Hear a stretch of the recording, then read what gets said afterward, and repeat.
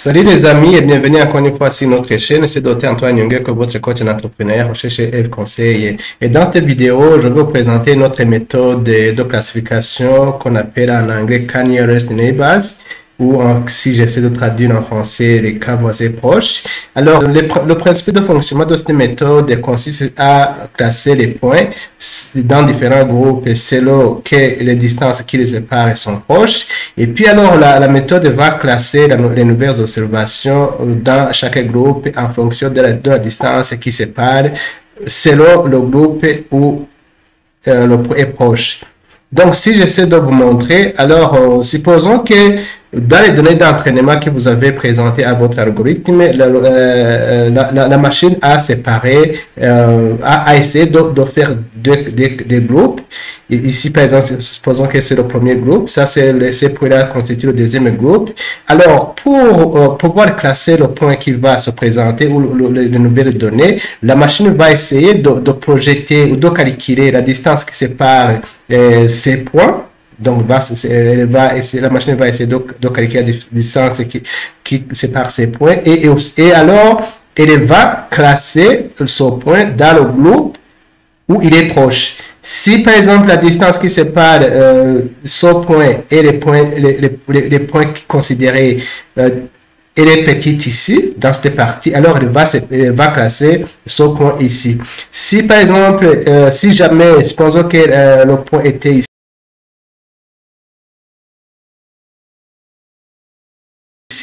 et que le voisin le plus proche se trouve ici et que la distance le voisin le plus proche est ici et que la distance est petite par rapport à ce point, alors ce point-là sera classé ici. Alors, normalement, il y a plusieurs méthodes de calculer ces distances, notamment la méthode la distance euclidienne et qui est calculée normalement en utilisant cette équation.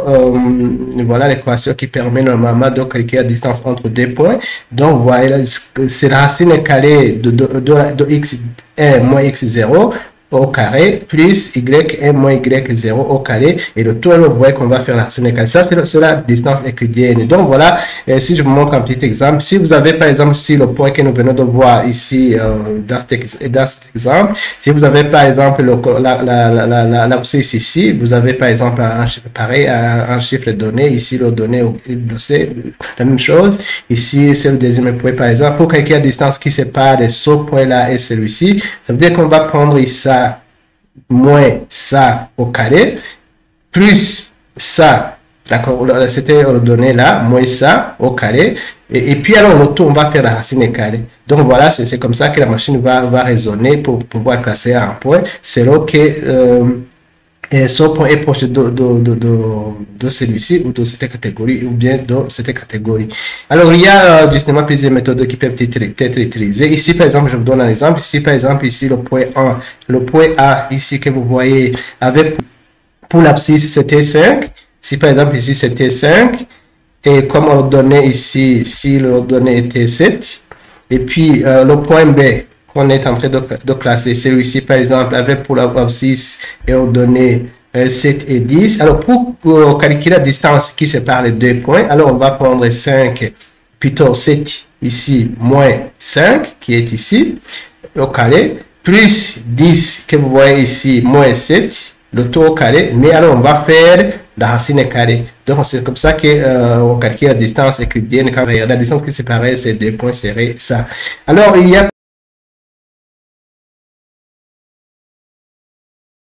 plusieurs méthodes justement qui peuvent être utilisées. Il y a la méthode de Manhattan, il y a aussi cette méthode-là. Là, on va faire la sommation des différences. Il y a aussi l'autre méthode qu'on appelle celle-ci.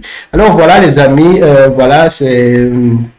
Et ce qu'il faut savoir, c'est qu'avant de faire ce genre d'analyse, des fois on a des données qui ne sont pas, on a des données qui n'ont pas les mêmes unités de mesure, et des fois pour éviter cela, on doit faire la normalisation. Soit on peut calculer ce qu'on appelle le score Z, où on prend chaque observation moins la moyenne divisé par les carrés types.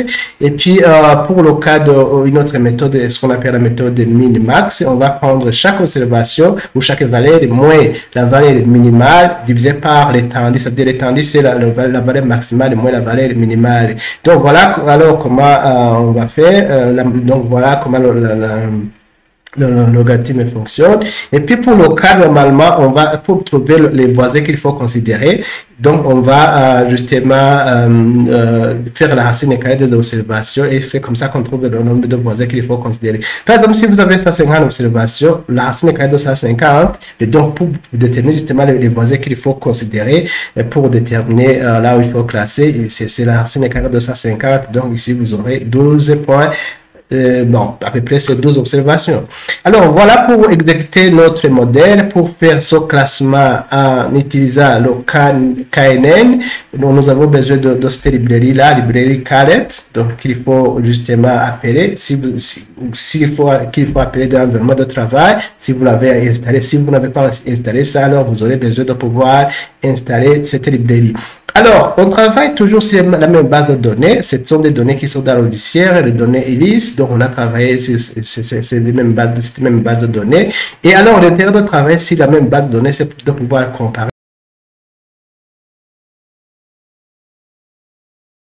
les différentes méthodes pour voir les méthodes qui seraient l'algorithme qui serait performant par rapport aux autres.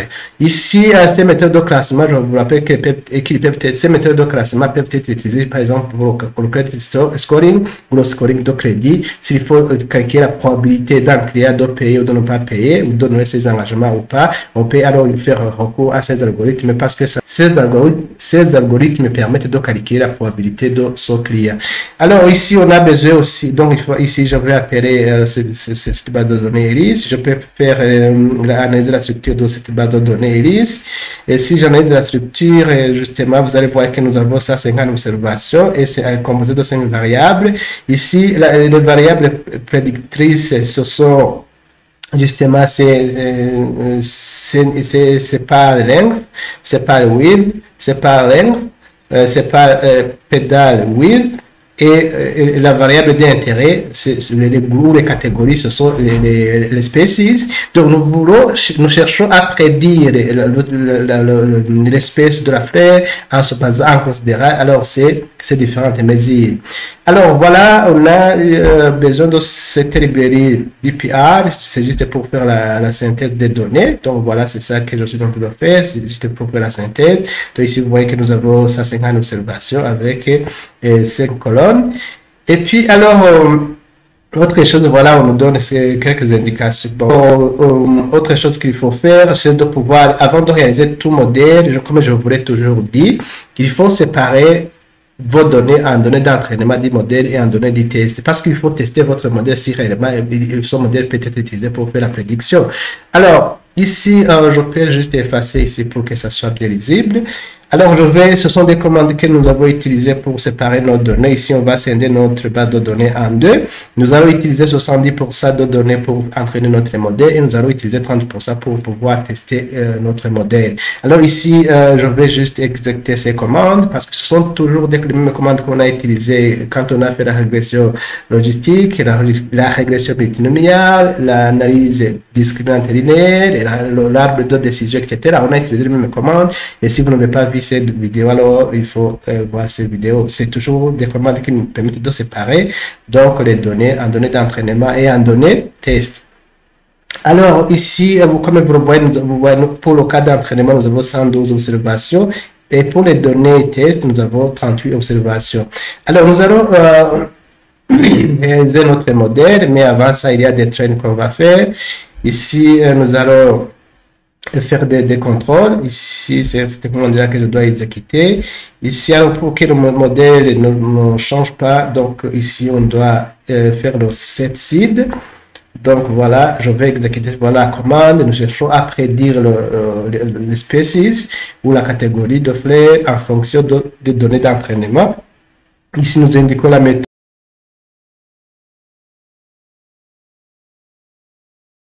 que c'est KNN, justement c'est K-Nearest Neighbor.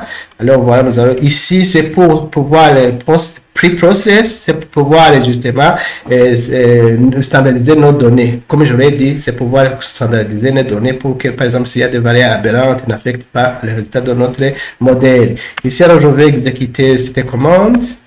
Voilà, je vais exécuter la commande. Ici, c'est la réalisation du modèle, donc le modèle de K-Nearest Neighbors. Et alors, après, on va afficher même justement le modèle. Donc, vous voyez que ça prend du temps pour pouvoir exécuter, pour réaliser notre modèle. Vous voyez ici, le modèle est en train de travailler. La machine est en train de travailler. Regardez ici.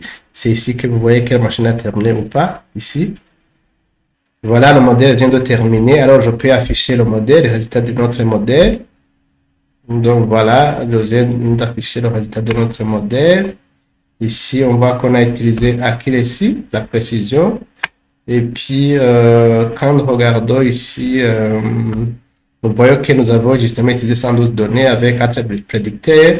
Et puis, nous avons 4 classes, à savoir Setosa, Scholar et Virginica, et ainsi de suite. Et ici, nous pouvons alors afficher notre modèle. Ici, c'est la fonction plot. Et nous allons voir justement voir la figure. Et si vous regardez bien, ici, vous voyez que la précision est, vous voyez que nous sommes autour de 9. Autour de 9. Donc là où la précision est grande, c'est lorsque nous considérons justement le cas 9. Donc vous voyez que c'est presque proche de 9 ici. Alors, nous pouvons voir l'importance des variables. L'importance des variables, quelles sont les variables importantes pour notre modèle? C'est cette fonction-là, var_in. Regardez. Ici, quand j'exécute le modèle, nous voyons que en termes d'importance, vous voyez que ici c'est petal width qui est 100%. C'est par ici petal length, c'est 100%. Et c'est par length, vous voyez que c'est 87%, ainsi de suite. Mais quand nous allons dans Virginica, vous voyez que c'est par width, donc ça n'a pas d'importance dans notre modèle. Donc vous voyez que ici c'est 0. Alors, et nous pouvons alors faire la prédiction des probabilités. Donc, avec notre modèle, nous allons faire la prédiction des probabilités. Et comme vous le voyez, voilà la commande. Ici, c'est pour faire la probabilité de la prédiction des probabilités. Ici, c'est notre modèle. Ici, nous faisons d'abord aussi des données d'entraînement pour voir comment la machine a fait. Donc, j'exécute la commande. Et ici, je peux afficher justement les éléments d'en-tête avec head. Ça veut dire que quand vous regardez les probabilités, la probabilité que les 6 premières observations soient Setosa, donc vous voyez qu'elle est de 1. Ça veut dire que les 6 premiers éléments,